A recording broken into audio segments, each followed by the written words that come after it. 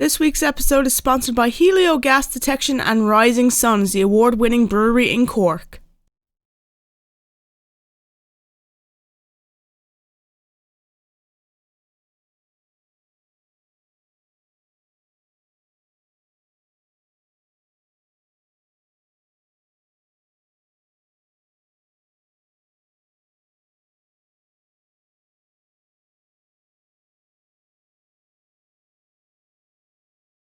Hey everybody, this is Richie from the Metal Cell podcast. I have a special tonight. It's the Urban Assault 2024 and we have Steve from Abaddon. We've got Frank from Mourning Beloveth, Danny and John, who are the promoters of Urban Assault. Welcome to the show, lads. Thanks for joining me on this lovely wintry Monday night. Fair play to you. Thanks for having us. Thanks for having us. Good, man. Yeah, it's great. Danny, first of all, I just can't believe how fast it's after coming. Like, I remember when you were contacted me with John about it, and I was just going, yeah, sure, this is fucking like nearly 2 years away. Like, it was just going, yeah, man, it's just after coming all of a sudden, isn't it? Really fast on us. Mm-hmm. Yeah, it's nuts. It's nuts. I suppose we had to, announce it a lot sooner this time in order to get Faroon back together for the show and give him loads of notes. Yeah. It's just after creeping up.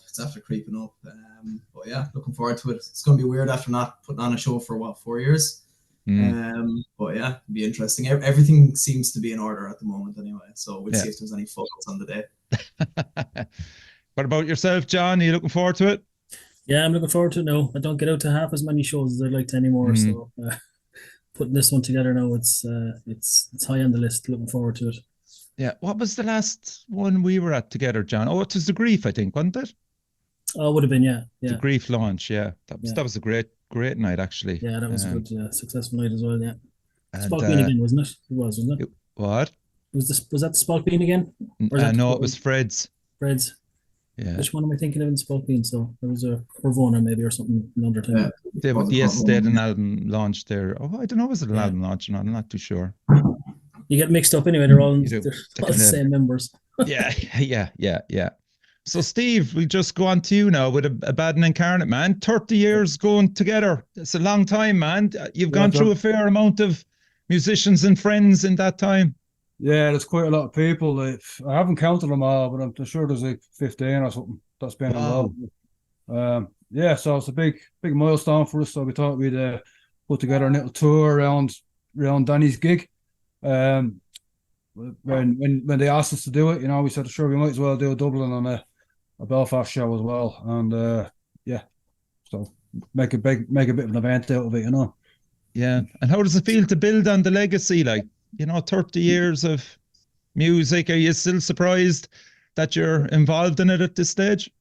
Well, not really, because it's always there. It's always in my head. There's always something going on with the band. I've always wake up and I'm like, well, what do I have to do here? And what needs to be done? And what am I going to do next? And every time I pick a guitar up, I'm like, that needs to go on the next album. And every time you do an album, you're like, oh, I didn't like that. I think I'm going to do it better next time. And you can't really stop, because you're always trying to improve and you're always trying to do something better, So it's hard to see me not doing it, put it that way. Would you agree with that, Frank?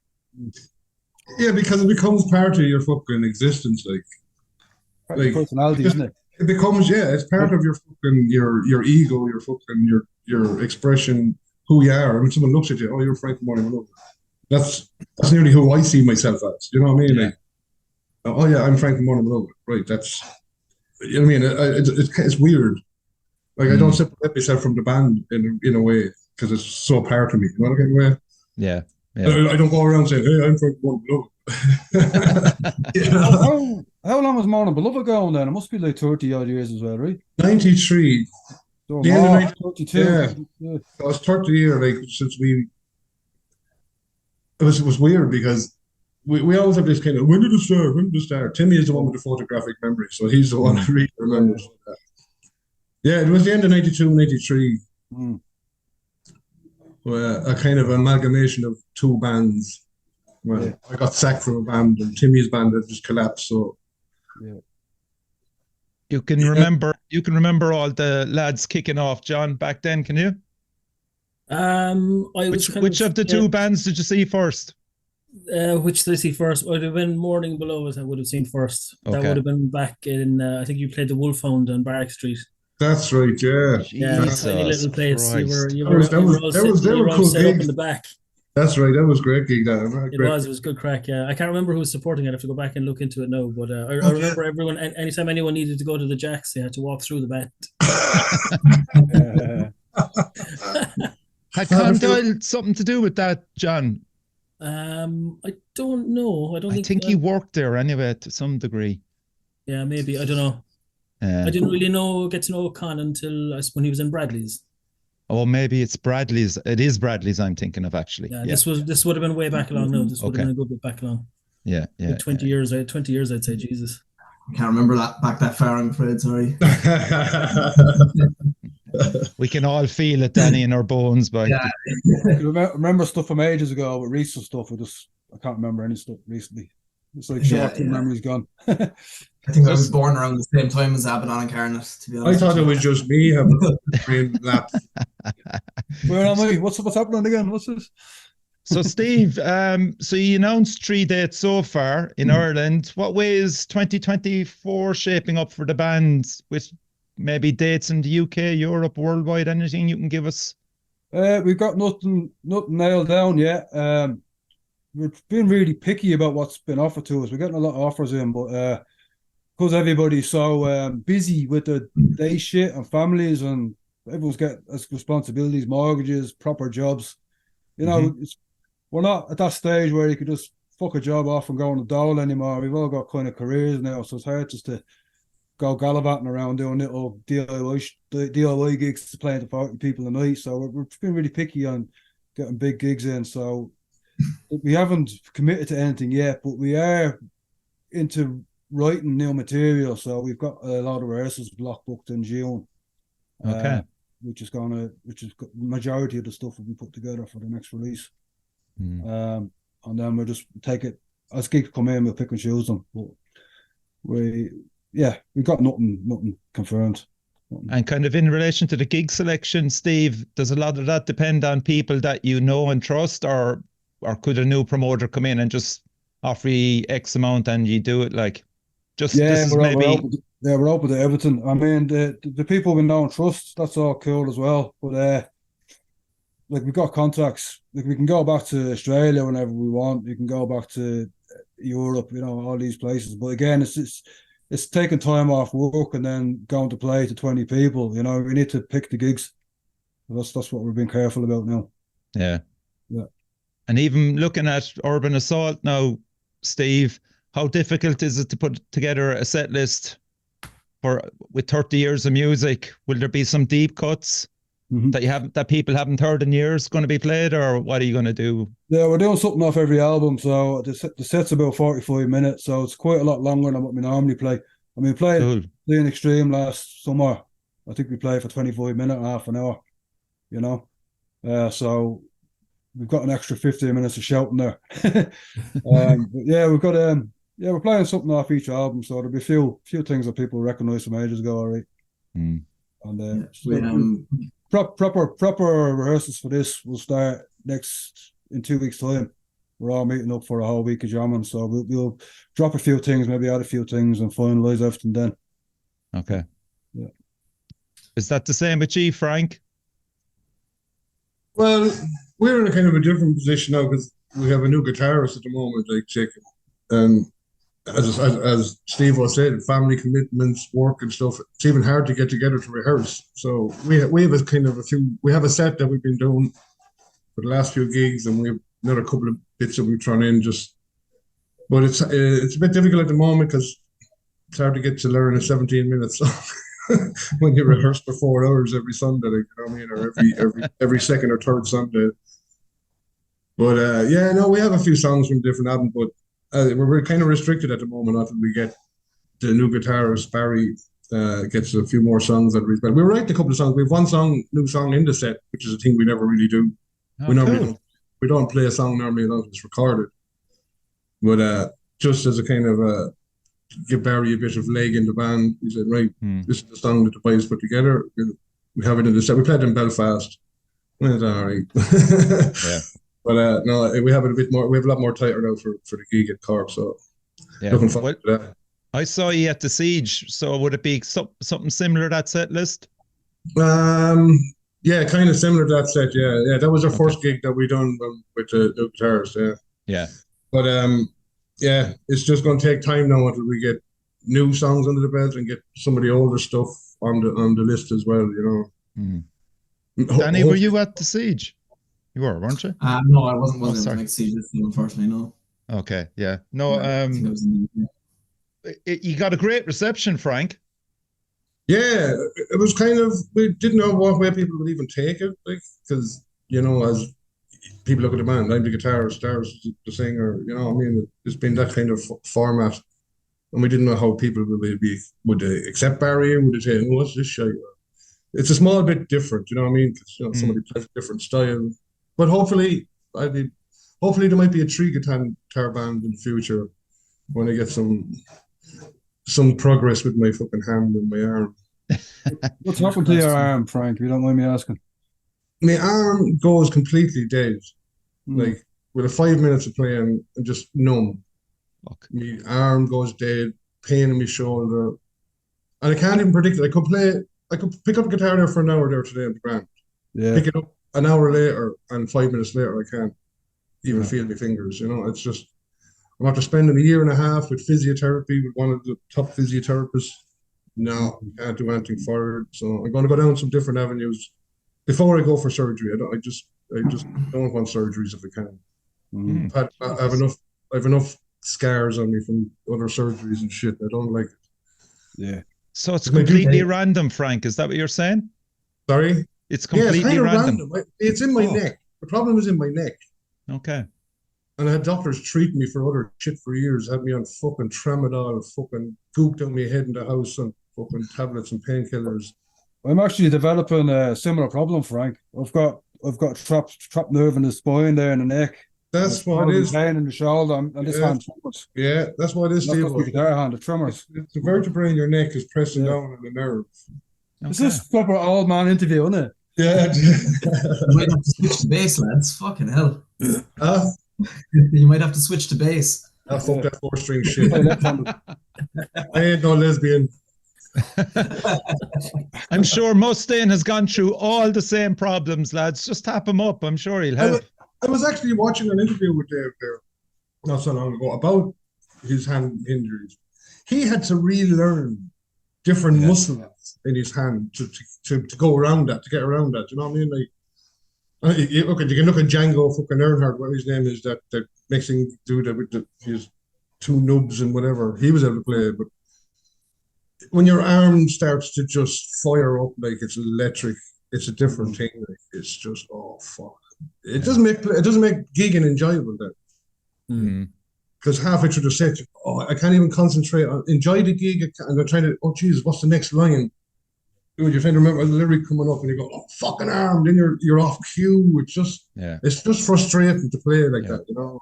Yeah, fuck it, lads. Jesus, that's that's worrying. All right, fuck it. Wanker's cramp to call it. You're too kind. Mustaine had a bad go. He had Saturday night palsy, didn't he? He fell asleep on his arm when he was in rehab and trapped a nerve, wasn't it? They call it Saturday night palsy if you pass out in your arm and you wake up in the day. Yeah, Cork has done that a couple of times as well. He fell asleep on his hand and his arm was fucked up. Yeah, he was fucked for years. Yeah, that's a weird one. Yeah. So, Steve, you were saying that you're writing new material. Yeah. Like Irene the Wretched Sermon came out in, August 2022. Yeah. Can we expect anything off you this year, or are you looking at 2025? Well, if we're going to hopefully get it written this year and then record it over maybe Christmas. And then we'll see what happens next year. So that'll be 25, yeah. And looking at the reception you got, Steve, for that album, man, it was fucking fantastic. Yeah, it went down pretty well. Yeah, the label were quite happy with it as well, with how it did. Got a lot of good reviews. We've had actually other label offers come in on top of it. But we don't know if we're sticking with the current label. Yeah, so it's been great. Yeah, really be surprised ourselves really, because the whole thing was done over COVID, so we had to write it all differently than how we normally do it. So we were a bit nervous about that, but it all seemed to come together all right in the end. Actually, it was a good thing because we spent a lot more time at home, pre-production. So we were going through everything with a lot more detail. We weren't just jamming things out when we're drunk and sticking them together and going, that's cool, We were actually at home sober on the computer. Yeah. Do you guys use like a Reaper or Cubase or anything like that for pre-recording? Do you record at home or do you just I've got everybody's got their own system. Orland's got this Pro Tools shit on his Mac. Right. So would I record stuff on Audacity, and send him a WAV, and then he'll just put it on the Pro Tools and fuck around with it there. Yeah, we started using a thing called Reaper there lately. Yeah, I tried to use Reaper, but I couldn't get my head around it. No. That's what I use as well for the podcast. It's easy enough, like. Yeah. Yeah, well, you get used to the interface.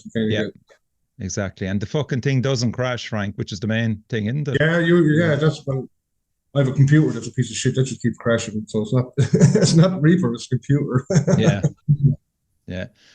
John, just your reaction there to the Wretched Sermon when it came out, even the artwork, everything, it looked fucking so good, didn't it? And then the sound as well. Oh, it was a banger of an album. Like it's just it's so fast and so quick, and it just hits you, pummels you. I think there's the longer song towards the end. I can't think of the name of it, but it's the only one that gives you any little bit of a break. It's just it's what you'd expect from the band, to be honest. It was brilliant. Everything about it, the artwork and everything was excellent. Thanks, guys. Yeah, it took ages to get here though. I was waiting and waiting and waiting. Oh man, that was so fucking frustrating. Did you order the vinyl? Yeah, I have the vinyl. I have the CD there as well. Like I sat for the CD for a while, but I have to. I think people are waiting for that fucking vinyl. It's just insane. I think I got variant 3 or something is the one I got. There was a few different variants of it. Yeah, and I'm glad you brought up vinyl because when you look at Urban Assault this year, lads, and like Danny and John have brought down Brian from Sentinel Records and Dara of Invictus as well. So like it's a nice to see some of the lads that are still involved in the scene going back to the early 90s, and that was a nice touch, lads. Yeah, it was great. It was I was up in Sentinel actually with when Iron Maiden were playing. I popped in with my young fella. Okay. And I just mentioned it to Brian then that if they wanted to do a stall or anything at it, or I just kind of mentioned it in passing, and then it was a good while. Jesus, it was a few months back then that Dara got in touch asking if we'd be up for it, and I jumped. I just said no worries, whatever you want to do. Brilliant. We'd love to have you down. Yeah, it's great. It is. Yeah. Frank, what do you think of that? Having two great lads selling their wares as well on the day, it'll definitely add to some interesting conversations. The good old Dr. Brian has. He's the your reels. Brian's a dear friend, and Dara as well. I was actually in the shop with Scobes there. He's actually closed the shop, as you heard. I saw that. Yeah.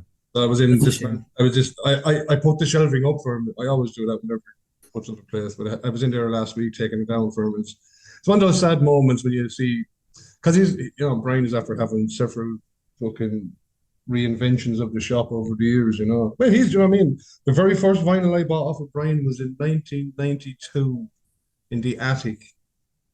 You remember that venue, Steve? The attic. Played a few times there. Yeah, I think played a few times once.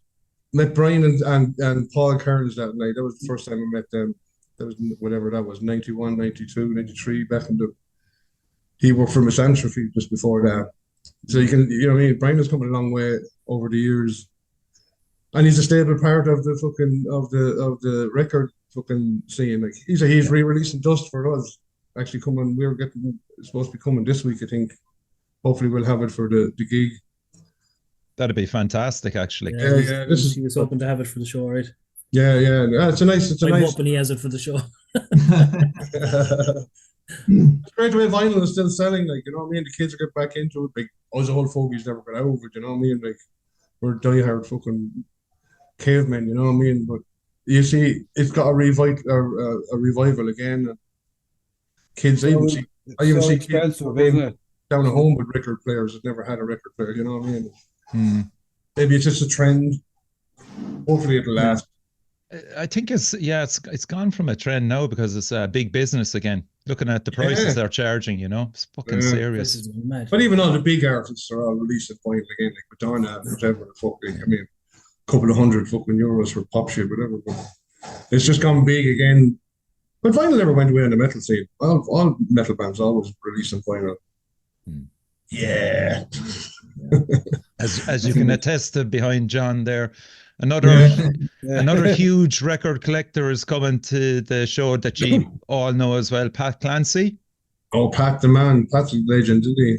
Yeah, he's going to be going to the gig, and Marcus Ahern. So there's times I do ask Pat, where did you get that? I have it years, buddy. I have it years.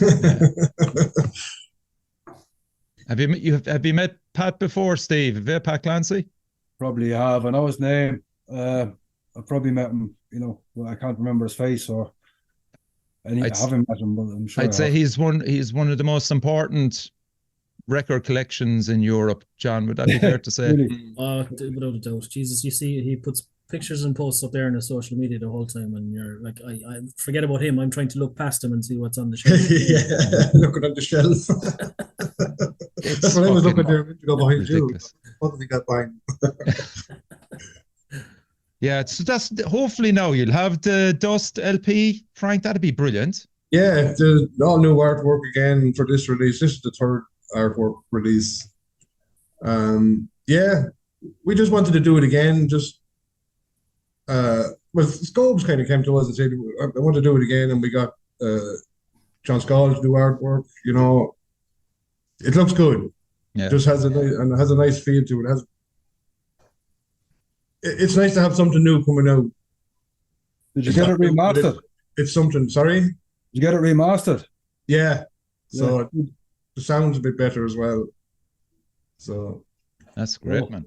Yeah, it's just nice little collector's piece for people, It's funny as well, Frank, when you look at doom metal in general, like all music is cyclical, of course, but like how important is it for you to stay true to what you do? Well, as you can see, we've evolved over the years in a certain fashion. Like, there's no two albums really sound the same. Yeah. And even with the couple of singles that we done the Turbid Beauty and we done the Dying Child there, like it's do you know what I mean? Softer tunes, a bit, it's acoustic and whatever, you know what I mean? With me doing the main vocals throughout the song. Just a different approach. It's just that them songs worked for that. Do you know what I mean? Like, we don't write songs in a certain fashion. Just we're writing the song, Darren, we piece it together, change that riff, put that there, maybe we can come in here, and then Darren comes with, I can't sing over that, can you put something there? Okay. And then I say, all right, give me the lyrics and I'll see if I can phrase something. Then I go, no, that's shit, take out that riff. We go back and put something else in. We evolve it organically. We don't set out to go, we're going to make a ballad, it's going to be groovy and sexy, man. It's just, make this song vomit, please. Yeah.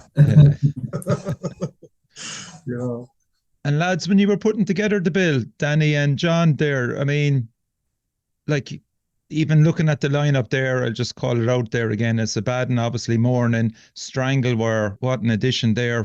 Faroon, The Grief, Hasturian Vigil. There's a kind of a team there. Yeah, well, Urban Assault kind of happened by accident this time because, as you know, we were both out for a while. Yeah. And I think it was, correct me if I'm wrong, John, but I was at the Horrenda gig that was in the church in Cork, and bumped into John there. Ihan Doulahan, whatever they call it, the Draconis gig. Yeah, that one, yeah. And I was after a good few points, and someone said, "You do Urban Assault again?" And I was like, "Fuck it, we will." I went out to the smoking area where John was, and I was like, "Do you want to do Urban Assault again?" He was like, "Yeah, go on." So it was pretty simple. Pretty much how it happened. And yeah, we just decided that we wanted to create a bill that followed just a similar theme, and just kind of directed it at a certain audience. Like, as all of the bills before have been, just random genres and everything. Yeah, they've been diverse, like, Yeah. It's a longer day as well. It was like 12 bands or something all day. Yeah, which was hard work, like. Yeah. So instead we'd condense it a bit. condense it a bit and give everyone kind of longer sets as well. Like, as you said, we gave Abaddon a 45-minute set. Gives 15 minutes for Steve to do a stand-up comedy routine as well. So it's grand, you know.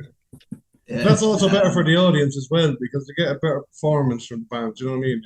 They get more into it rather than 25-minute section. Yeah. They're on, they're off. You know what I mean? Yeah. Oh shit! Especially for the Doom band, anyway. Well, if we had a 25-minute set, you get 2 songs. One song. Chat in the middle.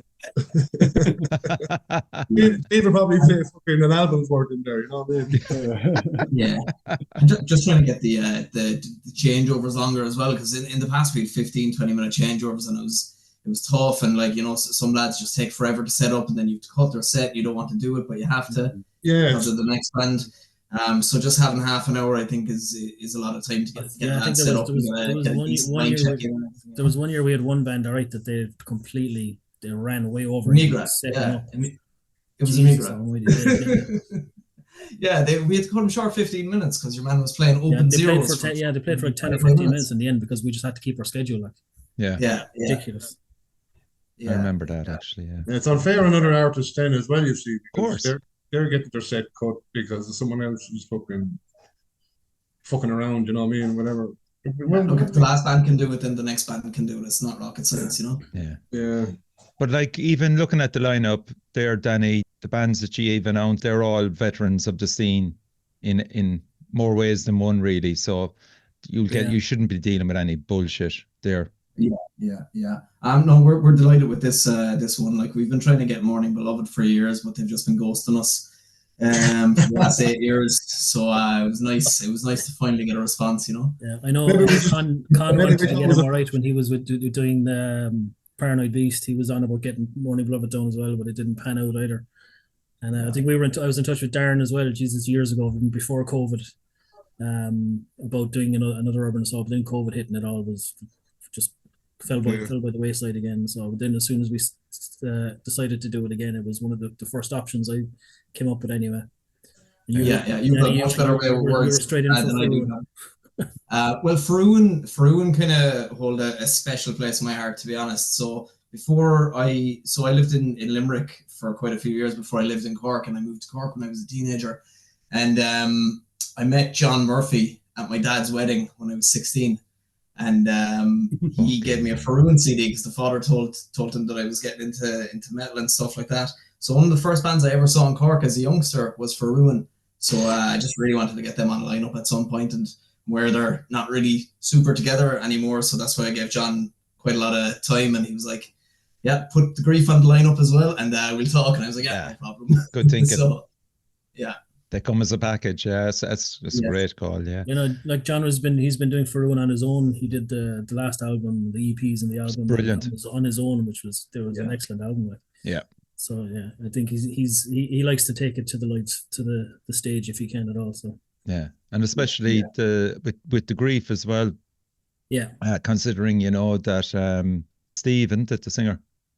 Steve, yeah. Yeah, Steve. He's over in Switzerland, and he's coming back for this, so. And like the launch show, as we mentioned earlier, John, they were fucking excellent, weren't they? Yeah, they were brilliant. Is he living in Switzerland? They have the songs, like they have great songs. Sorry, Frank. Is he living in Switzerland? Yeah, he is. Yeah. Yeah. And you're living in Leeds, Stephen. I'm back and forth. I live in both countries. You have a gaff over there, yeah? You have a gaff over there, yeah? Yeah. Living with my girlfriend over there, and I've got a rent a room in Dublin as well. So, all right. And then I live in my car and I'm away working. Abaddon is doing well, huh? Abaddon is doing well. Yeah. Olin is over in the UK as well, Steve, isn't he? Yeah, he's all over the place as well. He's the same, a similar job to me. He's an outdoor instructor, so he travels around a lot, bringing people out walking in the hills and that. Okay. I think he's based in Exeter, but he works all over. So. Yeah. I think the bass player for Faroon isn't living here either. I'm not sure if it was the States he was living in or the UK, but no, I think he's Pete Lawler. He's in Spain, I think, or Portugal. Spain, all right. Yeah. Is he coming back for this gig, or is it going to be the Grief lads playing with John? Or no, I think Pete is coming back. Oh wow, okay. He's hoping to get Drew Myers over as well. He's in the States. Wow. I think that's a complicated lineup, isn't it? Yeah, it is.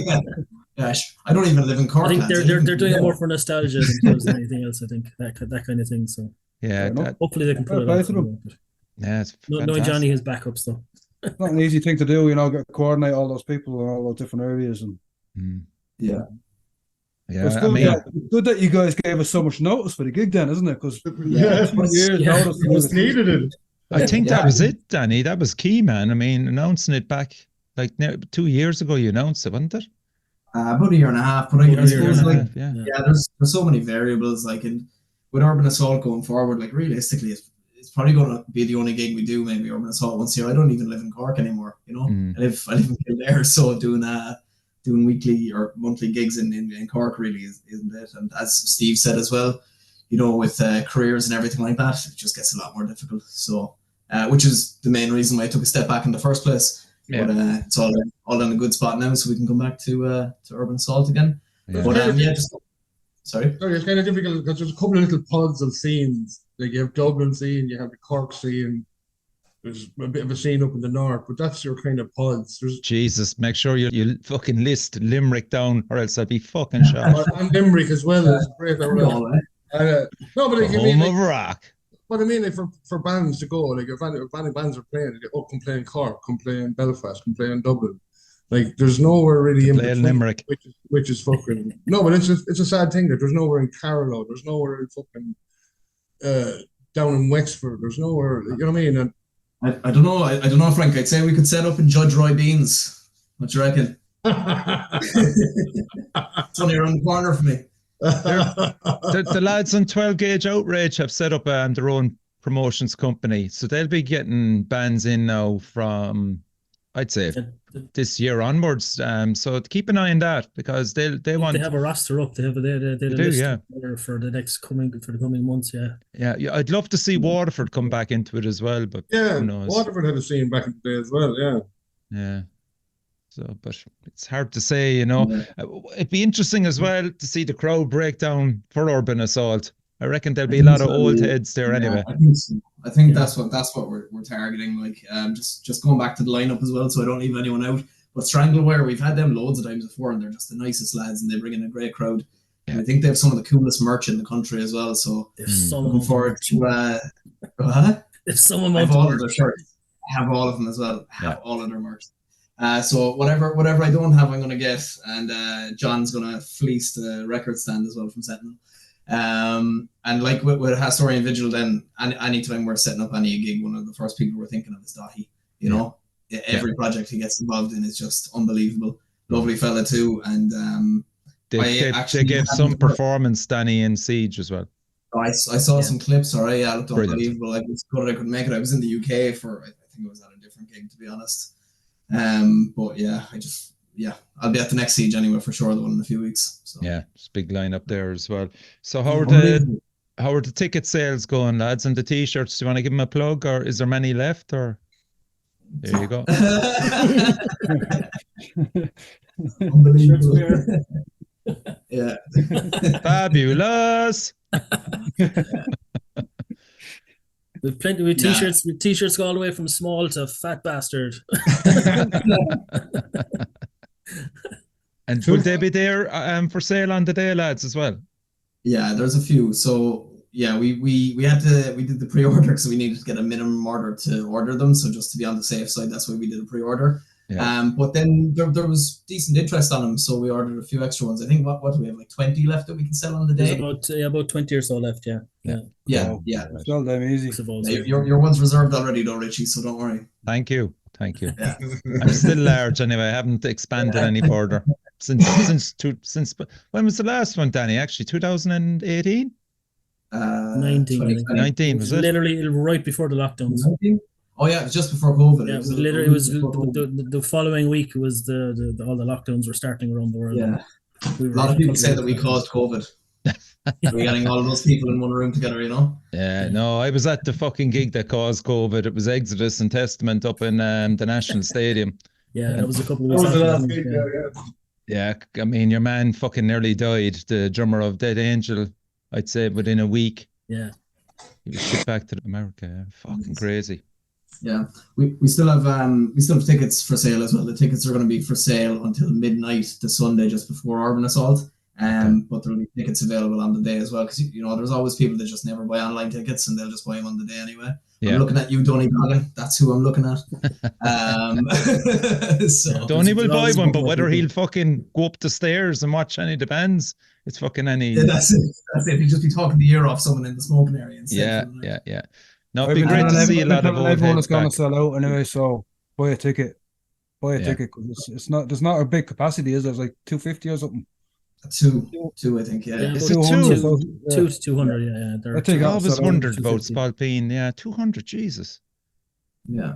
Yeah. So yeah, looking to get a few more over the line, for sure. Anyway, but we've seen a massive uptick in the last 2 weeks or so. Yeah.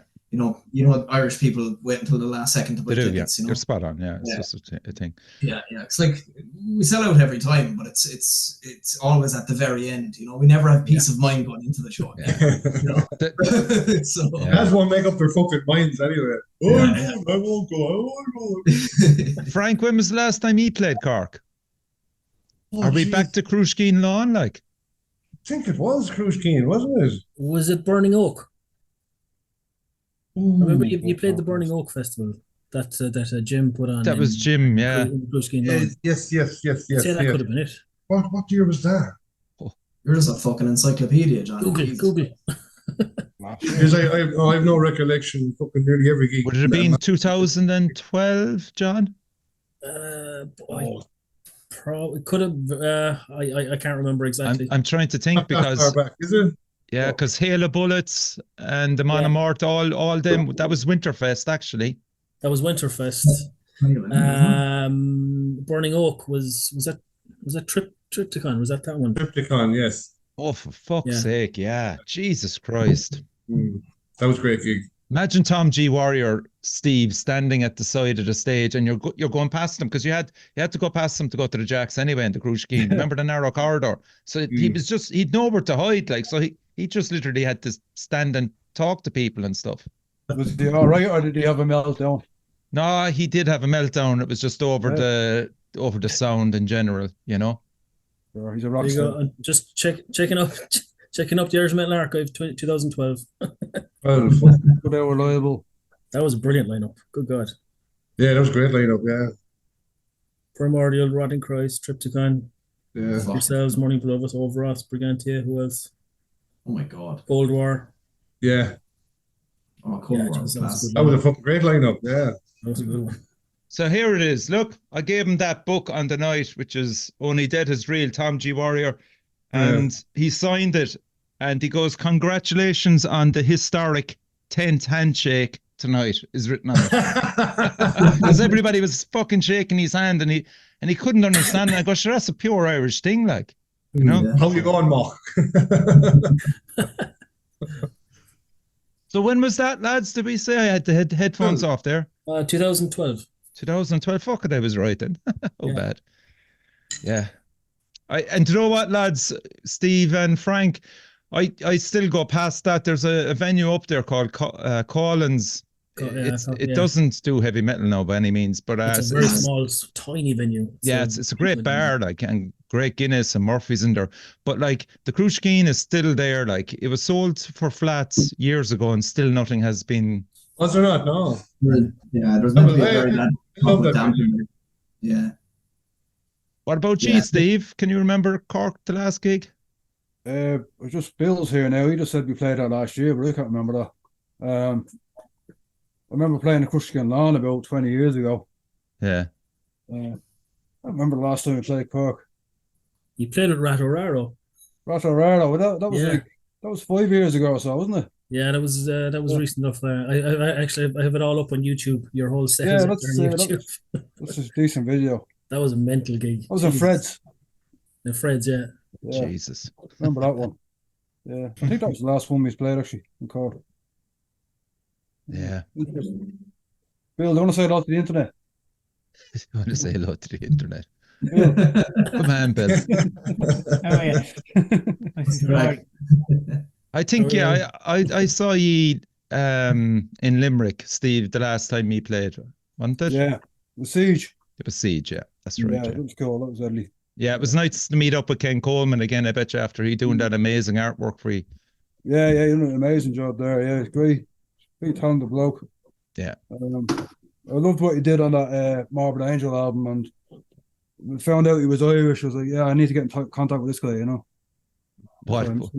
Like even your merch must have just sold out the fucking gap, man, with that artwork. Yeah. Like the merch that the label made was done really well. Right. He does like a print to order thing, so he doesn't make millions of them. He just makes one and it gets ordered. Okay. And he's really happy because he's had like jogging pants, t-shirts, denim jackets. He's had fucking everything done up, you know, cups, loads of shit. So he's gone mad with the merch, and the merch is doing really well. Because you can't sell CDs anymore, can you? You know. Yeah. I mean, it's just going for the day selling 5,000 CDs. You're lucky to sell 500 now, you know, because of the download and that. So you have to sell merch, and you have to sell other things. So. It's the only way to make money. Yeah, but like again, it's down to the fucking quality of the art at the end of the day there, and and even the colours for that, lads, as well, you know, just the blues and everything. It was fucking fabulous. Like I remember Tommy Ty said to me in Sound Cellar when we released Dust, he said to me, you should have had a band photograph on the front of the album. I says, what? He says albums with band pictures on it selling more. That's interesting. Yeah, and I went, no, I'd never do that. Yeah. I always like the Beatles walking over the road, like. Sorry? It's just behind me there. Walking across the road, or Motorhead stood there on the hill. You know. And some heavy metal albums with bands on the front covers. There's one for you. Yeah, but imagine sticking those. Yes, there you go. Good one, actually. Yeah. A fucking thing. You'd be trying to be all the glam metal ever. Manowar. Yeah. Oh yeah, Manowar. Yeah, we should have worked blown up around the studio, don't you, Richie? What's that? You've the posters of Manowar blown up around the studio, don't you? Yeah, they're gone now. They're gone. They've moved on, Danny. Yeah. They're all behind the camera. Yeah. Take that pouring down off the wall. Oh, Jesus Christ. Are you working much with Gav these days, Steve? Or is he just doing your logo? Manowar. There it is by Manowar class. Manowar kills. Who's on the back? Body count. Oh, class. Okay, that's Kerrang, is it, or Metal Hammer? The centerpiece of Kerrang or Metal Hammer there, it says, Steve. Yeah, something like that. I actually got a text today, lads, and you know, and the source is fairly reliable as well. I don't know, did you know that the Tommy Toy was actually very sick, but the text came in today saying he's actually out of hospital, so that's good news. He had a stroke. I was wondering what happened to him. Yeah. You know the other lad that worked there, Sid, you might remember him, Frank. Yes. He's passed away there the other day.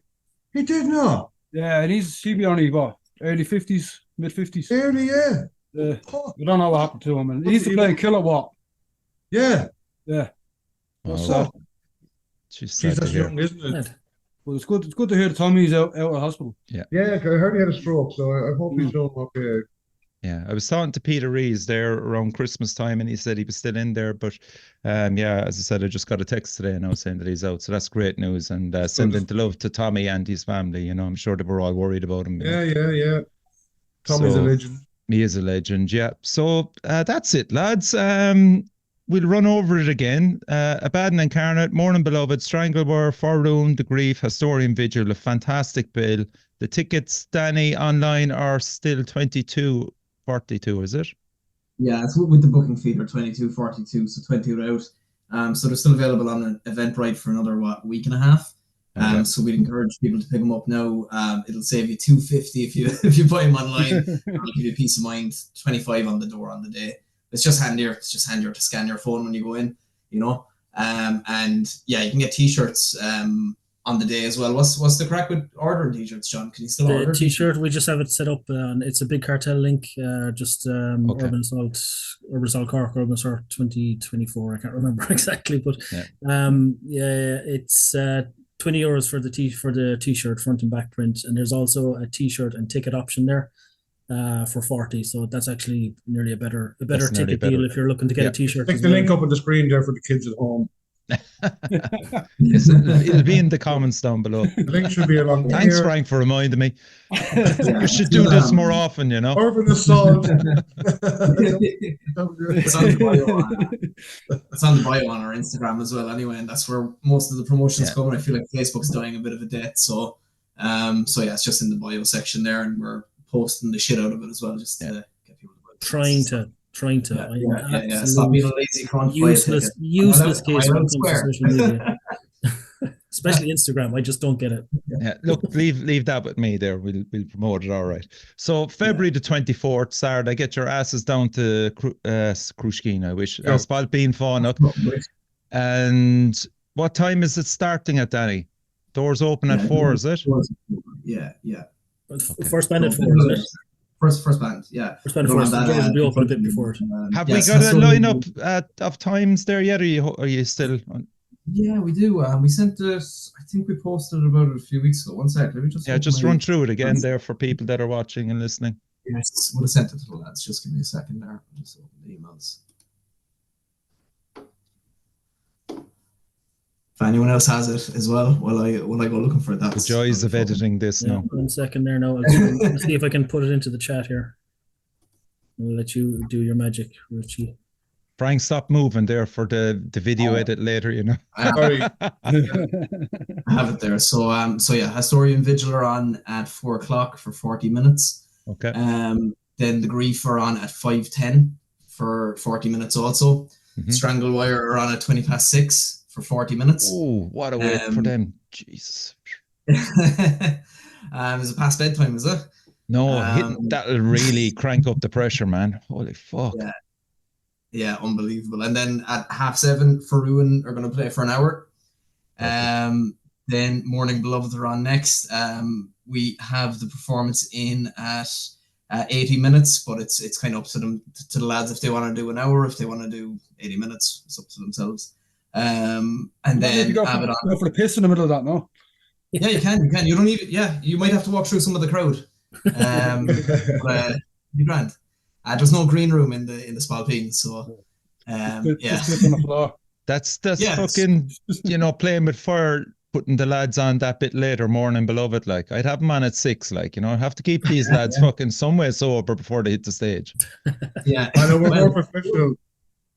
The notes are so far apart that they have loads of time to get it right, And Abaddon Abaddon to if anyone's fallen asleep, to wake them back up. So they're on at 10 to 11 until 11:40, and then we're hoping to kind of have everyone out by once we're not asleep at that point. That's just the more important thing, isn't it? Yeah. I was only talking about your arm, Frank, just in case your arm was falling asleep, Yeah. Okay, lads, so that's great. Yeah, you have the lineup there as well, and the times, and all we can say now is, for those that are listening is watching is come down. You also put up a very handy thing there, John and Danny, in relation to parking around Cork City. We all know that's a fucking nightmare at the best of times. Yeah. So there's guidance on that on your Facebook and socials as well, isn't there? There is, I think it's I put it up in the event page, so it should be up there. Yeah, handy for those that are coming in from all over the countryside. And best of luck now, lads. And the hard part is over, as in this. The rest of it now is just leave it naturally happen, leave the flow naturally come in. And as you said, Danny, yourself, you can never be sure on the day, but it will set out. It's just. I think it'll be fine. Yeah. It's going to be a really good gig. Yeah. Really looking forward to it, especially catching up with everybody. It's going to be cool. Yeah, it will be. Yeah. See, John wants to make a load of profit to use it at the merch desk. That's why we're pushing the tickets so hard at the moment. Yeah. If only. Okay. So Frank, thanks a million for coming on the show. Steve, Danny, and John. Urban Assault 2024. It's back. It's on February the 24th in the Spailpín Fanach. See you there. Cheers, lads, and crucially, support your local metal scene. Cheers, Richie. Thanks, guys. Thanks, guys.